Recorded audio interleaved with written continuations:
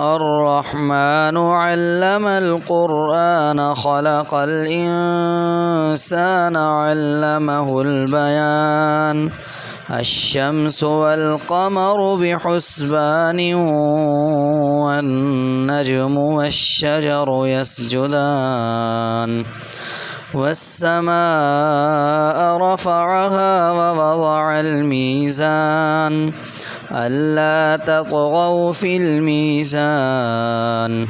وأقيموا الوزن بالقسط ولا تخسروا الميزان والأرض وضعها للأنام فيها فاكهة والنخل ذات الأكمام والحب ذو العصف والريحان فبأي آلاء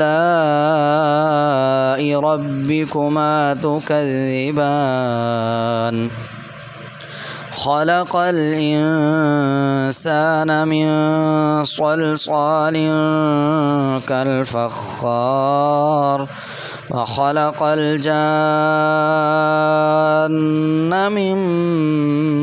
مارج من نار فبأي آلاء ربكما تكذبان رب المشرقين ورب المغربين فبأي آلاء ربكما تكذبان مرج البحرين يلتقيان بينهما برزخ لا يبغيان فبأي آلاء ربكما تكذبان يخرج منهما اللؤلؤ والمرجان فبأي آلاء ربكما تكذبان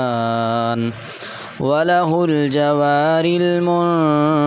المنشآت في البحر كالأعلام فبأي آلاء ربكما تكذبان كل من عليها فان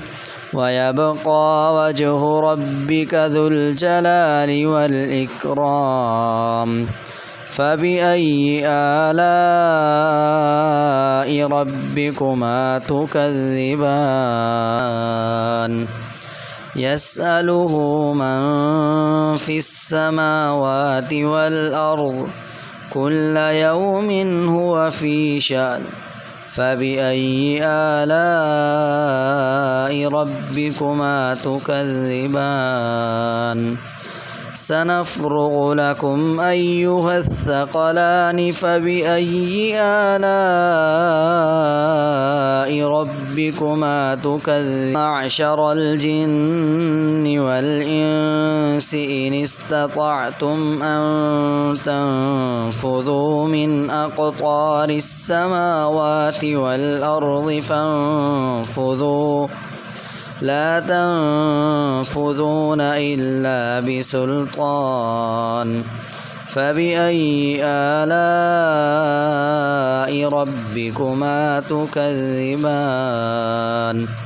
يرسل عليكما شواظ من نار ونحاس فلا تنتصران